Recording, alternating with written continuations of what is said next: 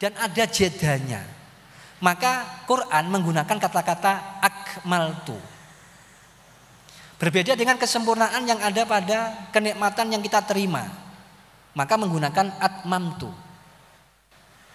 Kita setiap hari ini pasti menerima nikmat, tidak pernah jeda. Karena kalau sudah jeda maka mati kita. Maka menggunakan atmamtu. Itu bukti bahwa Quran itu yang kemudian melahirkan ajaran agama, nek difahami secara serampangan, maka tentu akan menimbulkan pemahaman yang salah. Kalau kemudian menimbulkan pemahaman yang salah, maka akan muncul keraguan-raguan, akan muncul kekurangpercayaan kepada ajaran kita. Maka kita dalam memahami agama memang harus membutuhkan waktu yang lama dan usaha yang sangat luar biasa. Maka kata-kata fahal mim muddakir, Allah telah memberikan kemudahan dalam mengkaji, memahami Al-Quran. Pertanyaannya adalah kita sudah melakukan apa belum? Mudah itu jika dilakukan. Kalau tidak, maka tentu tidak akan mendapatkan kemudahan itu. Assalamualaikum warahmatullahi wabarakatuh. Bismillahirrahmanirrahim. Alhamdulillahi nahmaduhu wa nasta'inuhu wa nastaghfiruh. Wa na'udzu billahi min syururi anfusina wa min sayyiati a'malina. May yahdillahu fala mudhillalah wa may yudlil fala hadiyalah. Asyhadu an la ilaha illallah wahdahu la syarikalah wa asyhadu anna sayyidana Muhammadan abduhu wa rasuluhu la nabiyya wa la rasula ba'dah. Allahumma salli wa sallim ala sayyidina Muhammad wa ala alihi wa ashabihi wa man tabi'a sunnatahu waqtada bihudah. Aqulu da'iyan ilallahi wa mutadarri'an ilaih. Rabbi syrah li sadri wa yassir li amri wahlul 'uqdatam min lisani yafqahu qawli. Rabbi zidni ilma warzuqni fahma amma ba'du. Fadilatal muhtaramin, para alim, para ulama, para masyayikh, para kasepuhan, para sesepuh, tokoh-tokoh masyarakat, langkung-langkung sedaya jajaran pengurus Yayasan Masjid Makam Sunan Kudus, wabil khusus panjenenganipun Romo Kiai Haji Muhammad Fathan lan sedaya jajaran pengurus, para pengurus Al-Mudarosah Al-Qur'aniyah Al-Umumiyah utawi Darusan Pitulasan Masjid Menara Kudus ingkang kawula hormati, para hadirin, para bapak-bapak, adik-adik, mas-mas ingkang dalu menika masih tetap setia untuk mengikuti darusan Masjid Menara Kudus. Monggo kita sareng-sareng ngunjukake syukur dumateng Allah Subhanahu wa taala. Sampai saat menika kita tasih dipun paringi kenikmatan ingkang kuwatah, kenikmatan ingkang ageng, langkung-langkung kenikmatan ingkang arupi kewajiban siam Ramadan. Dados perintah ipun Gusti Allah menika sakjane nggih nikmat. Aja dianggep itu perintah kemudian bukan nikmat. Perintah puasa dan seluruh perintah-perintah Allah, baik dalam bentuk kewajiban untuk melakukan atau perintah untuk meninggalkan, baik yang sifatnya tegas ataupun anjuran, sunnah-sunnahipun, fadilah-fadilahipun yang dalam agama Islam menika saestu merupakan nikmat ingkang ageng dari Allah Subhanahu wa taala. Dados siam itu, puasa menika adalah merupakan salah satu wujud nikmat dari Allah Subhanahu wa taala untuk merawat. Nek corone mesin menika untuk melakukan maintenance, perawatan terhadap seluruh aspek jasmani dan rohani manusia. Oleh karena itu maka yang perlu kita tancapkan dalam diri kita bahwa nikmat itu bukan sekedar saged dedaharan, saged ngunjuk atau mendapatkan rezeki ingkang sifatipun enak rasane utawi dipun rasakake menika nikmat, bukan hanya itu. Tetapi perintah-perintah Allah Subhanahu wa taala dalam bentuk kewajiban dan larangan itu adalah merupakan nikmat. Dados kita kedah syukur bilih dikon poso. Karena dengan puasa itu siklus kehidupan kita akan ditata ulang setelah kita menjalani kehidupan 11 bulan selain Ramadan. Siklus mulai dari siklus makan, siklus minum, siklus berkegiatan dan lain sebagainya. Umpamane mesin motor misalipun yang selama 11 bulan dipakai untuk menjalankan aktivitas sehari-hari, maka tentu mesin itu mengalami legrek istilahipun. Maka untuk mengembalikannya harus dimasukkan ke bengkel, dan bengkelnya adalah yang bernama Syahrul Ramadan. Dipun sebatake bilih inna syara'i'a kullaha minal wajibati wal muharramat fiha maslahatun ta'udu ilal ibad. Bilih sedaya perintahipun Allah Subhanahu wa taala itu, ini rumus pertama, harus dimaknai sebagai sesuatu yang di dalamnya ada kemaslahatan, dan kemaslahatan itu kembali kepada al-ibad, kepada kita selaku hamba Allah Subhanahu wa taala. Bukan untuk kepentingan Allah, bukan untuk limaslahatil khaliq, tapi limaslahatil ibad. Semua bentuk larangan itu juga termasuk daripada maslahatun lil ibad. Misalnya kita dilarang untuk bermuamalah yang mengandung riba misalkan, maka itu juga termasuk salah satu kembali kepada maslahatun lil ibad. Kalau perasaan seperti ini sudah kita tanamkan dalam diri kita, maka insya Allah kita menjalankan seluruh ibadah, baik ibadah ritual individual maupun ibadah yang sifatnya sosial, itu terasa enteng dan terasa bukan menjadi kewajiban tapi menjadi kebutuhan. Seperti puasa Ramadan ini. Jadi katanya banyak ahli kesehatan, orang itu awet onderdil tubuhnya itu jika melakukan 4 hal. Yang pertama adalah menata pola makan, yang kedua adalah pola hidup, kemudian yang ketiga adalah pola fikir, dan yang keempat adalah ora kakian pola. Dengan 4 hal itu insya Allah sing jenenge mesin atau onderdil itu akan awet.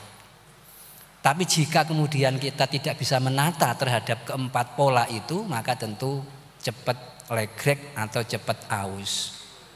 Maka dengan Ramadan ini kemudian kita dibiasakan untuk menata ulang siklus kehidupan kita agar menjadi siklus yang baik dan kemudian tertata. Oleh karena itu perlu kita syukuri bahwa Allah berkenan untuk memerintahkan kita menjalankan ibadah puasa ini.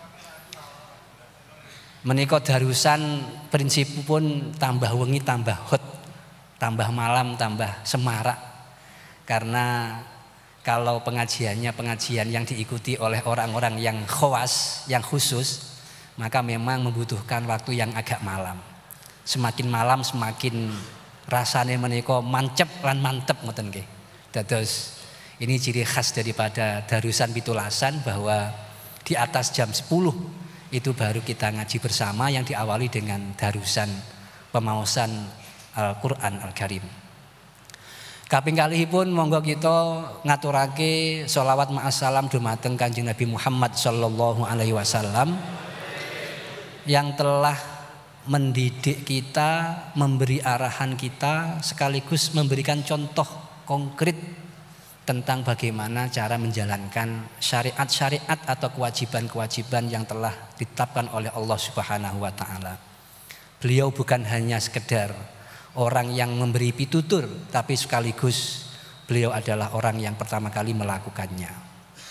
Semoga dengan kita melakukan aktivitas ingkang sae menika, mengikuti dengan tekun seluruh malam pada bulan-bulan Ramadan ini, mudah-mudahan kita mendapatkan barokah dari Allah Subhanahu wa taala, mendapatkan barokah dari Al-Qur'an ingkang kita waos, mendapatkan barokah dari para aulia, khususipun inggih menika Kanjeng Sayyid Ja'far Shadiq yang insyaallah barokahnya menaungi tempat kita berkumpul ini, dan mudah-mudahan kita semua mendapatkan barokah atas berkumpulnya kita setiap malam, dan mudah-mudahan setiap langkah yang jenengan lakukan dari rumah masing-masing ke tempat majelis ini dihitung sebagai pahala dari Allah Subhanahu wa taala, dan sekaligus memperpendek jarak menuju surganya Allah. Amin ya rabbal alamin.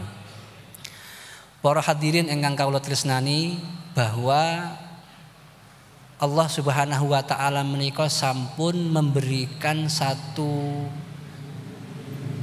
penegasan kepada kita dalam surat Al-Qamar, dan diulangi sampai 4 kali. Mungkin para bapak, para hadirin sekalian kathah ingkang apal nggih, karena ayat ini termasuk ayat ingkang selalu diulang-ulang. A'udzubillahi minasyaitonirrajim. Bismillahirrahmanirrahim. Walaqad yassarnal Qur'ana lidzikri fahal mim muddakir. Ayat ke-17 kemudian diulang lagi di ayat ke-22 dengan redaksi yang sama. Walaqad yassarnal Qur'ana lidzikri fahal mim muddakir. Kemudian diulang lagi pada ayat ke-32 dengan redaksi yang sama. Walaqad yassarnal Qur'ana lidzikri fahal mim muddakir. Ditutup yang keempat pada ayat yang ke-40 juga dengan redaksi yang sama. Walaqad yassarnal Qur'ana lidzikri fahal mim muddakir.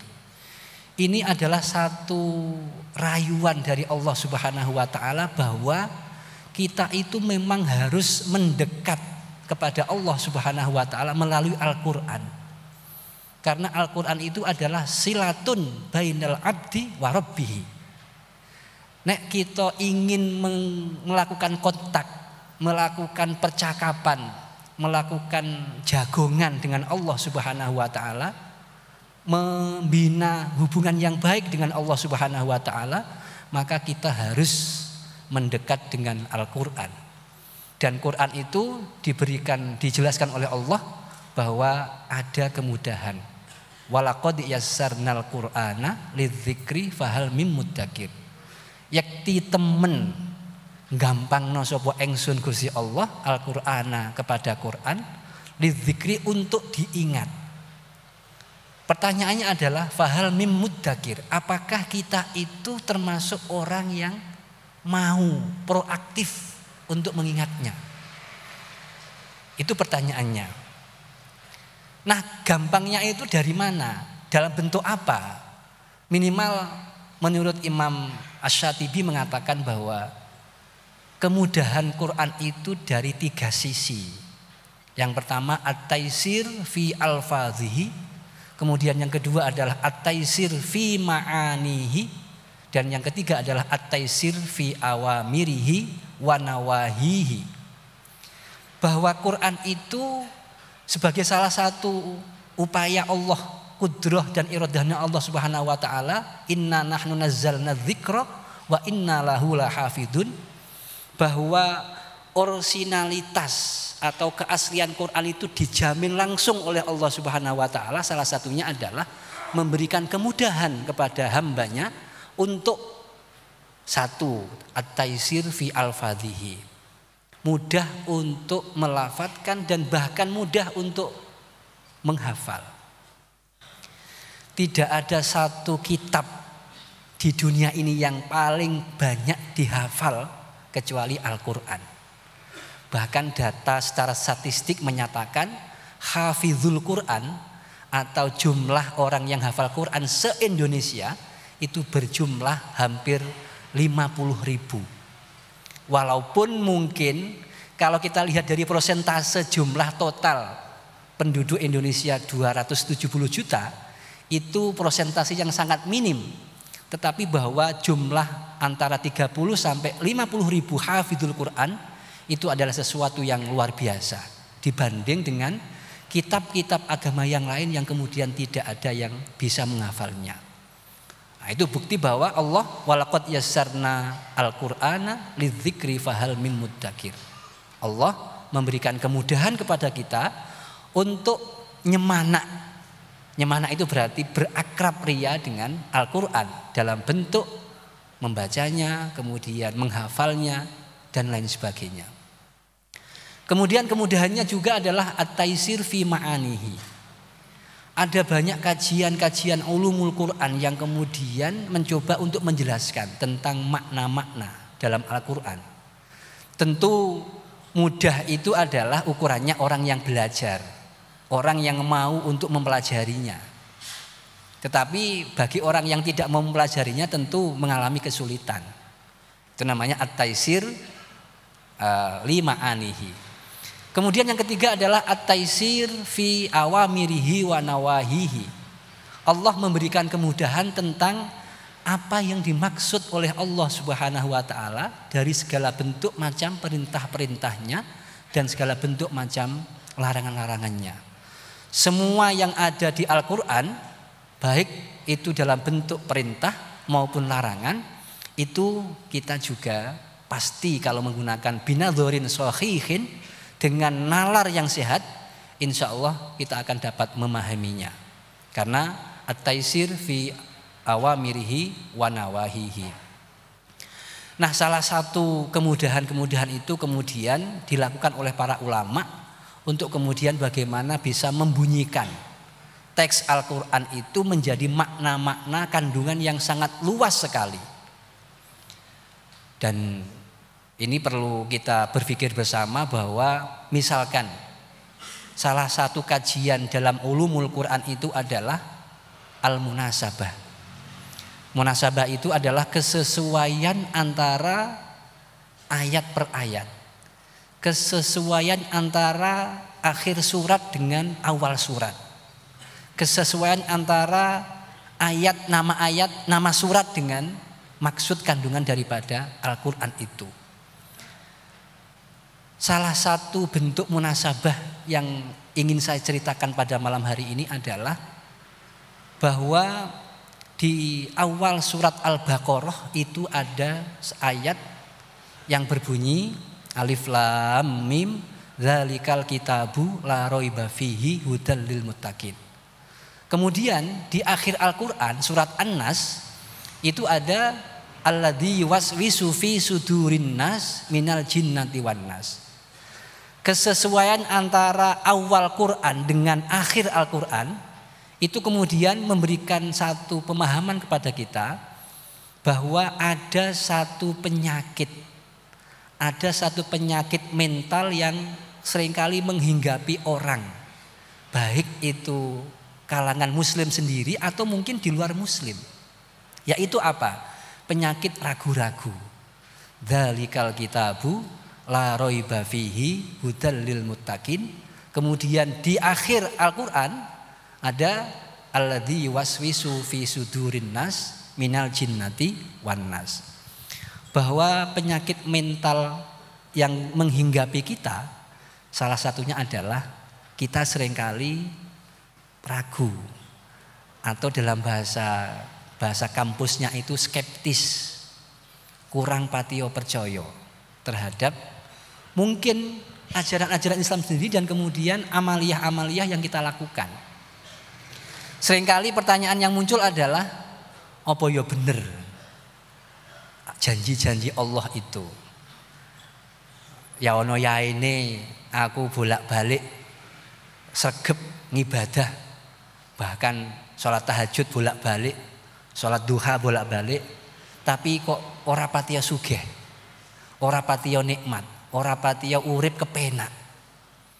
Nah, itu adalah tanda bahwa salah satu penyakit mental yang menghinggapi kepada kita itu adalah penyakit ragu-ragu. Dan keraguan ini kemudian menghinggapi kepada orang-orang yang baik secara pribadi kurang suka dengan Islam, atau mungkin juga orang yang pemeluk seperti kita. Maka ada skeptisisme atau ada keraguan terhadap ajaran kita. Sampai kemudian muncul orang-orang yang meragukan terhadap kebenaran Islam. Misalkan ada pertanyaan yang mungkin skeptisnya itu agak akut, yaitu kenapa kok manusia itu diciptakan? Padahal setelah diciptakan itu ada yang sengsara, ada yang mengalami nasib yang tidak baik. Padahal Allah sudah menyampaikan dalam banyak tempat ayatnya itu bahwa Allah adalah bersifat Rahman Rahim. Ini kadang-kadang muncul pertanyaan dari orang-orang yang mungkin hidupnya tidak terlalu nyaman, atau mulai dari kecil sampai tua mungkin nggak pernah menikmati kehidupan dengan layak. Maka kemudian terbersit dalam dirinya itu pertanyaan, ndak iya bener Islam itu membawa kepada kebahagiaan. Katanya tadi seluruh ajaran Islam itu kalau dilakukan adalah untuk mencapai kebahagiaan. Nah, ini adalah merupakan salah satu gambaran bahwa kita punya penyakit mental, kita itu sering kurang terlalu percaya atau ragu terhadap kebenaran dari ajaran Islam itu. Padahal kalau kita ikuti, bahkan ada orang yang tingkat keraguan ini mulai dari yang pemula, menengah sampai yang sangat akut ya. Nah, salah satu yang ragu terhadap ajaran Islam itu adalah para orang-orang yang namanya orientalis. Orientalis ini adalah orang yang mengkaji Islam tetapi dalam rangka untuk menemukan kelemahan Islam. Kemudian ada orang yang meragukan tapi dalam konteks amaliyah atau kehidupan sehari-hari. Nah, setelah kita simak, kita runut, keraguan terhadap Quran, keraguan terhadap Islam itu kadang-kadang karena memang ada kendala ketidakfahaman terhadap bahasa-bahasa Al-Quran. Ada kendala terhadap pemahaman terhadap bahasa-bahasa tafsir Al-Quran. Jadi kadang-kadang kita merasa ada orang yang meragukan Quran itu, salah satunya adalah menganggap bahwa Islam tidak menjawab terhadap semua pertanyaan-pertanyaan. Islam tidak memberikan solusi terhadap problematika atau masalah-masalah yang muncul dalam kehidupan ini. Padahal kalau kita ikuti daripada bahasa-bahasa Al-Quran misalkan sebagai panduan dan sebagai panduan utama daripada kita hidup itu, seringkali kita tidak memahaminya. Salah satu bukti bahwa di dalam Al-Quran itu ada redaksi-redaksi yang kemudian kalau kita tidak mempelajarinya dari awal, maka akan menemukan kesalahpahaman. Nah, misalkan betapa Al-Quran itu uslub atau gaya bahasanya itu adalah gaya bahasa yang luar biasa. Ketepatan satu makna dengan lafadz atau kata yang disampaikan itu adalah sangat pas sekali. Jadi bahasa-bahasa Al-Quran itu bahasa-bahasa yang muktadol hal, yang sesuai dengan konteks dan keadaannya. Misalkan ada ayat yang berbunyi al-yauma akmaltu lakum dinakum wa atmamtu alaikum nikmati wa raditu lakumul islam madina. Di sini ada dua kata yang berbeda, tapi kemudian dalam bahasa Indonesia itu dimaknai dengan makna yang sama, yaitu akmaltu dan atmamtu. Al-yauma akmaltu lakum dinakum wa atmamtu alaikum nikmati wa raditu lakumul islam madina. Akmaltu diartikan sebagai menyempurnakan, atmamtu juga diartikan sebagai menyempurnakan. Padahal kalau dipelajari dengan seksama nganggo ngelmune, maka antara akmaltu dan atmamtu ini adalah berbeda. Kalau akmaltu kesempurnaan yang dicapai atau yang diberikan oleh Allah Subhanahu wa taala kepada dinakum itu adalah kesempurnaan yang bertahap dan kesempurnaan yang ada jeda. Tetapi kalau atmamtu itu adalah kesempurnaan yang tidak berjeda. Kesempurnaan yang terus-menerus. Itu bedanya. Jadi akmaltu lakum dinakum, jadi kesempurnaan agama itu adalah melalui proses tahap yang panjang. Di mana dengan turunnya Al-Qur'an selama 22 tahun, 2 bulan, 22 hari. At-tasyri' at-tadrij fit tasyri'. Bahwa Islam itu sempurna melalui sebuah proses dan bertahap. Jadi ciri khasnya akmaltu itu adalah berproses dan ada jeda. Tidak saknaliko. Berbeda dengan atmamtu. Atmamtu itu kesempurnaannya adalah terus menerus. Jadi nikmat Allah Subhanahu wa taala yang diberikan kepada kita itu adalah kesempurnaan nikmat yang terus menerus. Jadi atmamtu itu at-tamam ba'dal istimrar. Jadi keberlangsungannya nikmat yang diberikan oleh Allah Subhanahu wa taala itu tidak pernah terputus dan tidak ada jedanya. Nah, pemahaman tentang akmaltu lakum dinakum wa atmamtu alaikum nikmati kalau kemudian tidak dipelajari atau kemudian tidak dibahas dengan mendalam, maka tentu akan menimbulkan miskomunikasi, atau pemahaman yang salah. Nah, seringkali kemudian mengakibatkan kepada prasangka yang tidak kepada ajaran kita. Li akmaltu lakum dinakum wa atmamtu alaikum nikmati wa raditu lakumul islam madina. Podo-podo sempurnane, tapi sempurna yang akmaltu itu adalah at-tadrij fit tasyri', bahwa agama itu sempurna dengan menggunakan proses dan juga dengan cara yang bertahap dan sekaligus ada jedanya. Misalkan seperti bukti bahwa akmaltu lakum dinakum, sempurna di sini dimaksud sebagai sempurna yang bertahap dan ada jedanya. Adalah proses turunnya Al-Qur'an, proses turunnya ayat yang menjelaskan tentang larangan khomer. Larangan khomer itu adalah larangan yang kemudian bertahap dengan beberapa ayat. Yang pertama ayatnya adalah yas'alunaka 'anil khamri wal maisir qul fihima ismun kabiru wa manafi'ul linnas.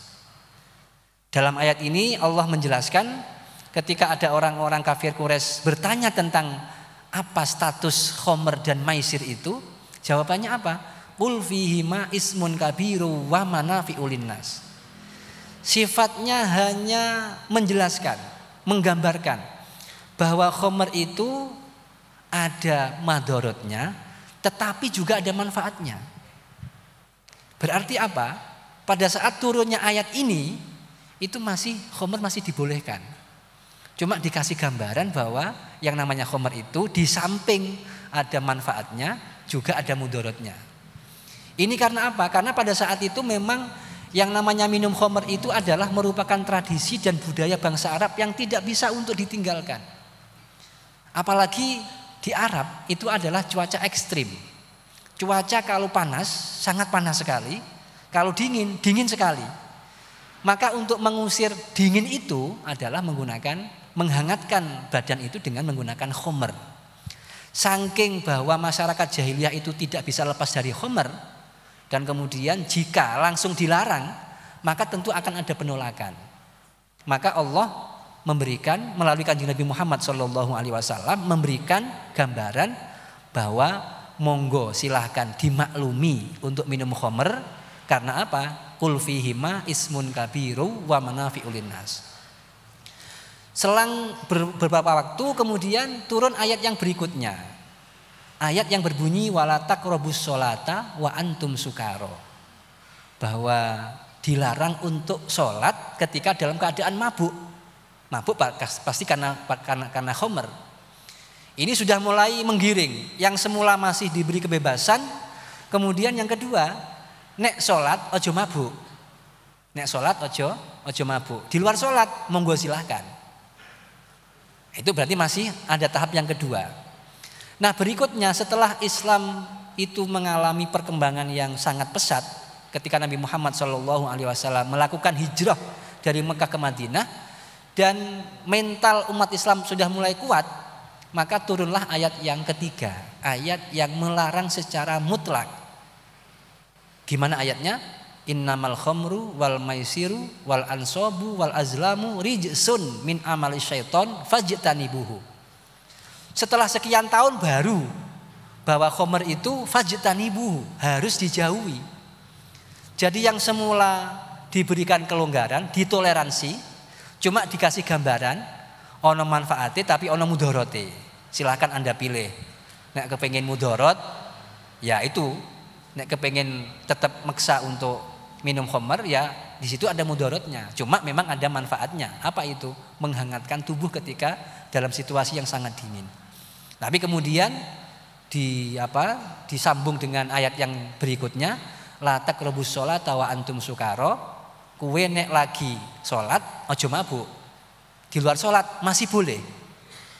Nah, kemudian terakhir innamal khamru wal maisiru wal ansobu wal azlamu rijsun min amali syaiton fajtanibuhu. Baru dilarang kelas. Ini namanya akmaltu. Jadi kesempurnaan Islam sebagai agama itu adalah melalui proses, melalui waktu yang bertahap dan ada jedanya. Maka Quran menggunakan kata-kata akmaltu. Berbeda dengan kesempurnaan yang ada pada kenikmatan yang kita terima. Maka menggunakan atmamtu. Kita setiap hari ini pasti menerima nikmat, tidak pernah jeda. Karena kalau sudah jeda maka mati kita. Maka menggunakan atmamtu.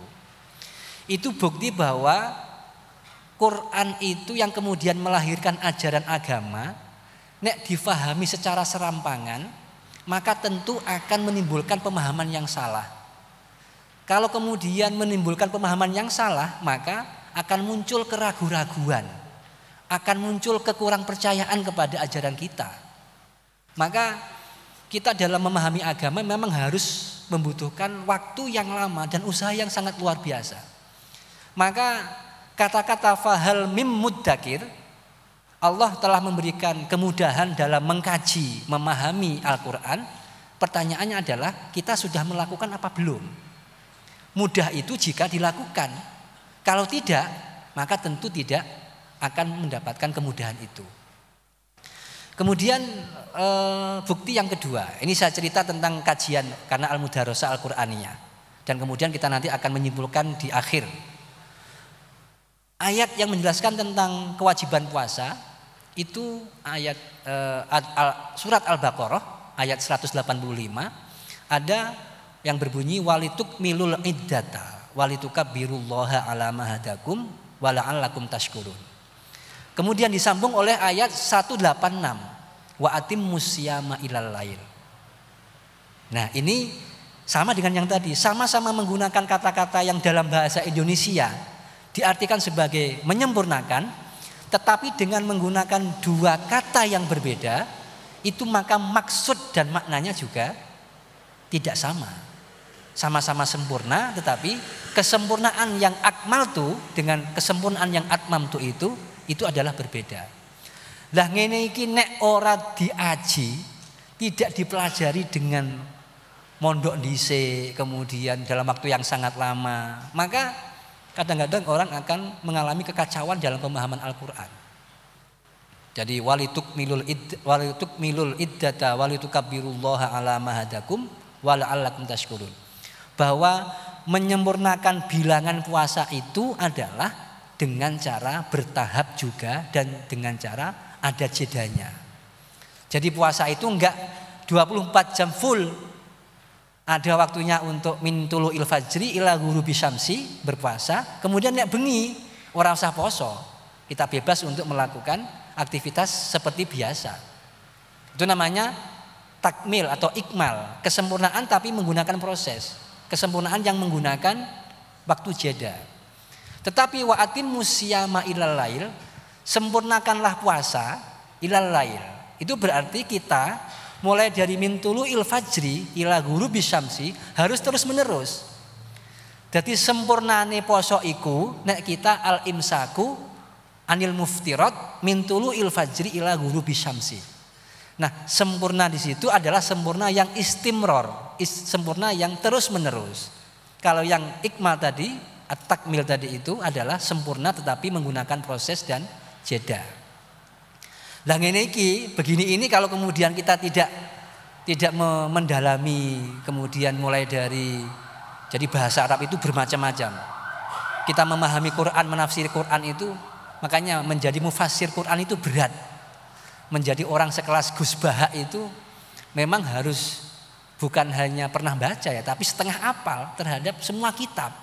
Baru kemudian berhak untuk mendapatkan gelar mufassir. Dalam rangka apa? Dalam rangka untuk memberikan pemahaman yang benar terhadap apa yang terkandung di dalam Al-Quran. Kalau kemudian Quran hanya difahami melalui terjemahan misalkan, maka akan muncul seperti orang yang namanya Saifuddin Ibrahim. Pernah jenengan kalau melihat YouTube tahun 2018 ada orang yang bernama Saifuddin Ibrahim.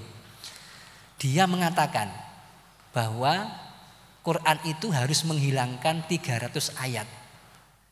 Karena ayat-ayat itu adalah biang kerok versi dia, biang kerok terhadap munculnya aksi terorisme. Ada Quran, ada ayat-ayat yang menurut dia itu adalah memang memberikan pemahaman kepada orang Islam untuk menjadi fundamentalis atau teroris. Misalkan seperti waqatilul musyrikina kaffah. Perangilah, ayat-ayat tentang perang, ayatul qital. Maka kemudian dia menyimpulkan bahwa nek dunia ini kepingin aman, dunia ini tidak ada teroris, dunia tidak ada bom-boman, maka 300 ayat yang bunyinya adalah ayatul qital, ayat yang menjelaskan tentang perang-perang itu, waqatilu faqtulul musyrikina kaffah. Jadi ayat-ayat yang rodok panas itu harus dihilangkan versi dia. Nah, bagaimana kemudian orang yang nggak pernah belajar Quran mendalam, mulai dari balaghahnya, mulai dari susunan kalimatnya, mulai dari aspek bahasanya dan lain sebagainya, kemudian mempunyai kesimpulan yang sangat ekstrim seperti itu. Itu adalah akibat daripada memahami Quran itu dengan cara yang serampangan. Ora tahu mondok, ora tahu ngaji, ora tahu deres kitab sing sak pol-pole, kemudian dia hanya menyimpulkan dari sekedar terjemahan saja. Maka muncullah pemikiran yang ngawur. Ngawurnya apa? Ya, tadi ayat-ayat yang berbunyi qital itu seharusnya dimuseumkan, menghilangkan itu, gak usah disampaikan kepada. Nah, tapi kemudian Saifuddin Ibrahim ini lalu karena termasuk tindakan yang menista agama, dianggap sebagai penistaan terhadap agama, karena dia dengan jelas tegas mengatakan bahwa ayat Quran harus dihilangkan 300, sebanyak 300 itu. Nah, ini akibat daripada orang yang tidak pernah mengkaji, orang yang tidak pada posisi mudzakir, tapi kemudian mengeluarkan fatwa, mengeluarkan nasihat atau panduan. Maka panduannya pasti akan panduan yang menyesatkan. Nah, itu. Kemudian yang berikutnya contoh, ini bicara tentang contoh-contoh saja. Contoh bahwa Quran itu bahasanya adalah memiliki pilihan kata untuk makna yang berbeda, tapi dengan cara dan maksud yang tepat. Misalkan Nabi Musa kalau memanggil kaumnya itu adalah menggunakan ya qaumi. Wa idz qala Musa liqaumihi ya qaumi. Tapi kalau Nabi Isa, sama-sama Nabi Musa dan Nabi Isa ini adalah nabi yang diutus kepada kaum Bani Israel. Ketika memanggil kaumnya, Nabi Musa itu menggunakan kata-kata ya qaumi. Tapi kalau Nabi Isa menggunakan kata-kata ya Bani Israila. Wa idz qala Isa ibnu Maryam ya Bani Israila. Dalam semua ayat di Al-Qur'an, pemanggilan atau panggilan yang dilakukan oleh Nabi Musa itu menggunakan kata-kata ya qaumi. Padahal yang dipanggil sama, yaitu kaum Bani Israel. Tapi Nabi Musa menggunakan kata-kata ya qaumi, Nabi Isa menggunakan kata-kata ya Bani Israila. Nah, ternyata ini bukan omong kosong, bukan kata yang sekedar berbeda, tapi di situ ada maknanya. Maknanya apa? karena Nabi Musa itu adalah memang lahir secara normal dari bapak dan ibu Bani Israel, maka seolah-olah beliau mengatakan bahwa ya qaumi, kayak menganggap atau mengakui bahwa dirinya adalah menjadi bagian daripada Bani Israel. Dengan panggilan ya qaumi itu seolah-olah mengatakan saya ini ya bagian dari kalian, istilahnya wong jero lah, wong jero. Tapi kalau Nabi Isa itu proses lahirnya adalah tidak punya ayah. Tidak punya ayah. Maka ada jarak antara Nabi Isa dengan kaum Bani Israel. Maka ketika memanggil tidak menggunakan kata-kata ya qaumi dengan maksud, dengan rasa bahwa wahai kaumku, dia menjadi bagian dari kaum itu, tetapi menggunakan kata-kata ya Bani Israil. Itu dalam ilmu yang namanya apa? Naratologi namanya. Ada nama ilmu naratologi dari bahasa narasi. Jadi ada ulumul Quran ini yang kemudian membahas tentang bagaimana Quran itu mendeskripsikan ayat-ayatnya. Yang kemudian dalam bahasa Indonesianya disebut dengan ilmu naratologi dari kata-kata narasi. Jadi narasi Al-Quran, pembahasan atau redaksi Al-Quran itu walaupun maknanya, walaupun katanya bisa ada satu kata kemudian diulang, pengulangan kata itu pasti membuat atau menimbulkan makna yang berbeda. Nah, perbedaan itu atau kekhususan makna itu tidak akan bisa kita maknai, tidak akan bisa kita dapatkan kalau kita tidak mengkajinya. Maka kembali kepada yang tadi, Quran itu dimudahkan oleh Allah Subhanahu wa taala fi al-fadhihi, kemudian al-muyassar fi ma'anihi, kemudian al-muyassar fi nawahihi wa awamirihi, dengan catatan ada proses untuk mengkaji dan untuk memahaminya. Jika tidak, maka yang terjadi adalah tadi itu pemahaman yang serampangan. Nah, oleh karena itu para hadirin sekalian, saya ingin mengajak dengan darusan Al-Quran ini adalah kita dalam rangka untuk bagaimana menemukan pemahaman yang benar dan utuh kepada Al-Quran. Sehingga kemudian kita tidak mengalami pemahaman terhadap Al-Quran, yang kemudian melahirkan pemahaman yang salah terhadap ajaran-ajaran agama kita. Karena begitu kita memahami Al-Quran dengan cara serampangan atau dengan cara yang tidak sesuai dengan kawaidnya atau kaidahnya, maka tentu ini akan menimbulkan dampak yang luar biasa dalam kehidupan kita. Salah satunya adalah tadi ada penyakit mental yang bernama skeptis atau ragu terhadap apa yang disampaikan oleh Al-Quran dan otomatis meragukan terhadap semua ajaran Islam. Nah, oleh karena itu para hadirin sekalian, bahwa kita harus punya semangat. Semangat mudarosah ini tidak hanya terbatas kepada melafadzkan atau melantunkan redaksi atau ayat-ayatnya, tapi juga bagaimana kita melahirkan semangat untuk mengkaji semua yang ada pada kandungan maknanya. Dengan demikian, maka insya Allah kita akan menjadi muslim yang betul-betul yakin dengan kebenaran agama kita itu. Dan kemudian kita menjadi semakin mengerti.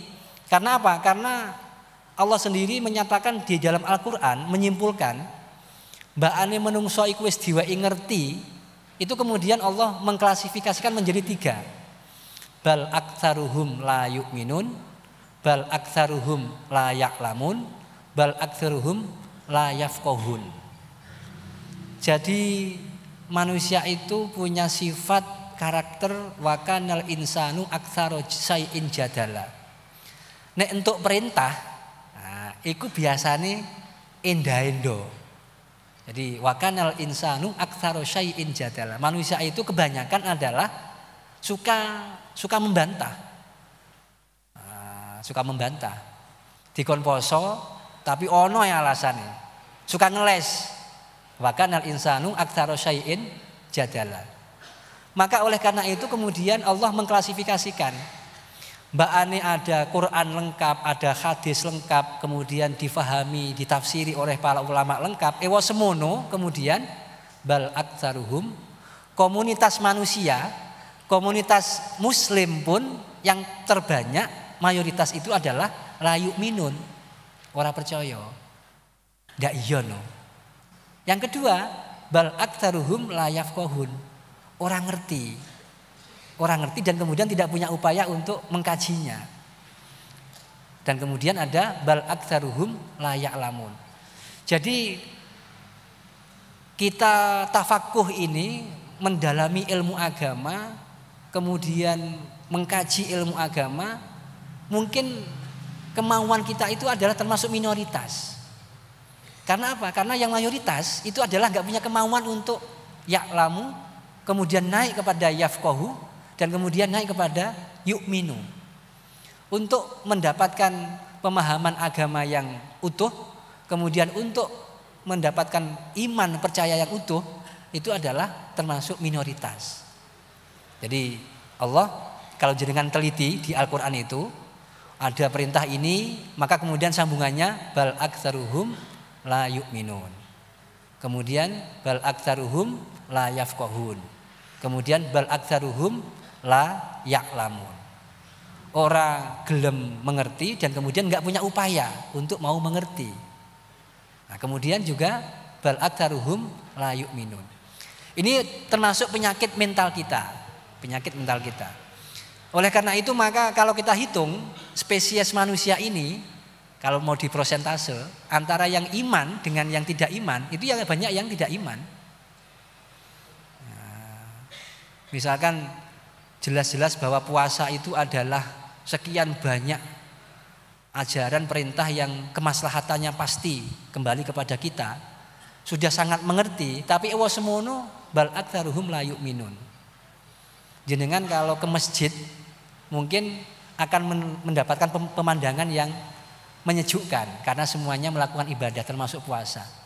Tapi begitu jenengan ke pasar, begitu jenengan ke tempat mal-mal itu, maka jenengan selaku orang yang sering mengaji ini pasti akan mengelus dada. Ternyata perintah Allah yang sudah jelas-jelas perintah wajib itu ternyata banyak sekali yang tidak melakukannya. Ini bukti bahwa bal aktsaruhum la yu'minun. Mungkin ya'lamun tapi la yu'minun. Ya, intinya tadi kepada bal aktsaruhum la yu'minun. Kalau jenengan kemudian sensus ya antara yang sholat sama yang tidak sholat, kira-kira nek sensus itu tidak di masjid, maka jenengan juga akan ngurut dodo. Ternyata sing ora sholat wakehe pol. Ternyata jumlah antara yang taat dengan yang enggak taat itu adalah lebih banyak yang tidak taat. Padahal sudah jelas-jelas bahwa sekian banyak pengajian, sekian banyak dan lain sebagainya, tapi tetap dalam keadaan bal aktsaruhum la yu'minun. Kemudian kalau jenengan sensus juga antara kewajiban orang yang wajib untuk zakat misalkan, yang sudah melakukan dengan yang belum melakukan, kira-kira sensusnya banyak yang mana? Antara yang sudah zakat dengan yang belum zakat itu. Tapi sensusnya jangan di masjid, jangan di lingkungan-lingkungan yang sudah terbiasa ada pengajian. Sensusnya di masyarakat luas. Mengaku muslim, mengaku orang yang beragama Islam, tetapi kemudian pada kenyataannya tidak melakukan kewajiban-kewajiban itu. Maka tetap kembali kepada tadi bal aktsaruhum la yu'minu. Ewa semono menungso iku ya anjen kepengin enda-endo, kepengin ngeles, kepengin dia itu menghindar dari kewajiban. Nah, oleh karena itu maka monggo kita bersama-sama untuk menghilangkan keraguan itu dimulai dari memastikan bahwa kita betul-betul faham tentang agama kita, faham dari sumber yang asli, sumber yang utama yaitu Al-Quran dan hadis, dan kemudian semakin lama kita akan semakin meningkat kualitas iman kita kepada Allah Subhanahu wa taala, dan itu adalah menjadi modal utama kita untuk nanti kita itu mendapatkan kebahagiaan fid dini wad dunya hatta akhirah. Amin Allahumma amin. Para hadirin rahimakumullah ingkang kula tresnani, kembali kepada semangat kita bahwa Mari kita mempelajari Al-Quran dengan menggunakan qiraah wat tilawah. Al-qiraah wat tilawah. Qiraah itu sekedar membaca, tapi kalau tilawah itu adalah membaca tapi juga mengkaji apa yang ada dalam kandungannya. Dan kajian-kajian yang sudah harus dilakukan itu adalah terkumpul dalam yang namanya ulumul Quran. Jadi menggunakan kata-kata ulum, bukan ilmul Quran tapi ulumul Quran. Itu bukti bahwa ilmu-ilmu yang mengkaji tentang Al-Quran itu banyak sekali. Banyak sekali. Dari sisi tafsirnya, dari sisi uslub gaya bahasanya, dari sisi kata perkatanya, dari sisi balaghahnya, dari sisi sastranya dan lain sebagainya. Nah, insya Allah kita semua akan mendapatkan petunjuk dari Allah, sehingga yang disampaikan oleh Allah pada ayat yang kedua Al-Baqarah, Alif Lam Mim dzalikal kitabu la raiba fihi hudal lil muttaqin, betul-betul nyata bahwa Quran itu adalah merupakan petunjuk, pedoman untuk kita hidup. Kalau diumpamakan dengan kita beli sepeda motor pasti ada buku petunjuk pelaksanaannya. Honda, Yamaha itu pasti ada buku petunjuknya. Nah, kalau kita menggunakan sepeda motor itu sesuai dengan buku petunjuknya, maka mesinnya pasti awet. Nah, sama dengan kita. Kalau kita menyesuaikan diri dengan Al-Quran, dengan petunjuknya, dengan pedomannya, maka tentu juga kehidupan kita akan awet dan kehidupan kita akan bahagia. Nah, mudah-mudahan apa yang saya sampaikan ini menjadi manfaat dan barokah buat kita semua. Utamanya kita bisa meningkatkan tafakuh fiddin, yang merupakan salah satu tanda Allah menghendaki kita sebagai orang yang baik. Mayuridillahu bihi khairan yufaqihu fiddin. Barang siapa yang Allah menghendaki bahwa kita termasuk orang yang baik, maka salah satu tandanya adalah kita dapat mendalami, kita dapat memahami secara mendalam ajaran dan ajaran kita dan apa yang menjadi inti daripada semua yang dibawa oleh Nabi Muhammad SAW dalam sebuah agama yang bernama agama Islam ini. Dan itu menjadi jaminan kita untuk mendapatkan kebahagiaan fid dini wad dunya wal akhirah. Amin Allahumma amin. Demikian yang bisa saya sampaikan, mudah-mudahan menjadi manfaat dan barokah bagi kita. Al-Fatihah. A'udzubillahi minasyaitonirrajim. Bismillahirrahmanirrahim. Alhamdulillahirabbil alamin arrahmanirrahim maliki yaumiddin. Iyyaka na'budu wa iyyaka nasta'in. Ihdinas siratal mustaqim. Siratal ladzina an'amta 'alaihim ghairil maghdubi 'alaihim waladdallin. Amin. Bismillahirrahmanirrahim. Allahumma shalli wa sallim ala sayidina Muhammad wa ala ali sayidina Muhammad. Walhamdulillahirabbil alamin hamdan yuafi ni'amahu wa yukafi mazidah. Ya Rabbana lakal hamdu kama yanbaghi li jalali wajhika wa 'azimi sultanik. Subhanaka la nuhsi sana'an 'alaika anta kama asnaita nafsik. Falakal hamdu hatta tarda wa lakal hamdu idza radita. Allahumma inna nas'aluka min khairi ma sa'alaka bihi nabiyyuka wa rasuluka Muhammadun sallallahu alaihi wasallam wa na'udzubika min syarri ma sta'adzaka bihi nabiyyuka wa rasuluka Muhammadun sallallahu alaihi wasallam. Allahumma inna ala dzikrika wa syukrika wa husni ibadatik. Allahumma anfa'na ma 'allamtana wa 'allimna ma yanfa'una wa zidna ilman nafi'a. Allahumma taqabbal minna salatana wa siyamana wa ruku'ana wa sujudana wa ta'abbudana wa takhasyu'ana wa tamim taksirana. Ya Allah ya Allah ya Allah ya Rabbal alamin. Rabbana zalamna anfusana wa illam taghfir lana wa tarhamna lanakunanna minal khasirin. Rabbana taqabbal minna innaka antas samiul alim wa tub alaina ya maulana innaka antat tawwabur rahim. Rabbana atina fid dunya hasanah wa fil akhirati hasanah wa qina adzabannar wa adkhilnal jannata ma'al abrar ya aziz ya ghaffar ya rabbal alamin. Wa sallallahu ala sayidina Muhammad wa ala alihi wa sahbihi wa sallam. Subhana rabbika rabbil izzati amma yasifun wa salamun alal mursalin walhamdulillahi rabbil alamin. Bisirril Fatihah. A'udzubillahi minasyaitonir rajim. Bismillahirrahmanirrahim. Alhamdulillahirabbil alamin arrahmanirrahim maliki yaumiddin. Iyyaka na'budu wa iyyaka nasta'in. Ihdinas siratal mustaqim. Siratal ladzina an'amta 'alaihim ghairil maghdubi 'alaihim waladdallin. Amin. Wallahul muwaffiq ila aqwamit thoriq. Wassalamu alaikum warahmatullahi wabarakatuh.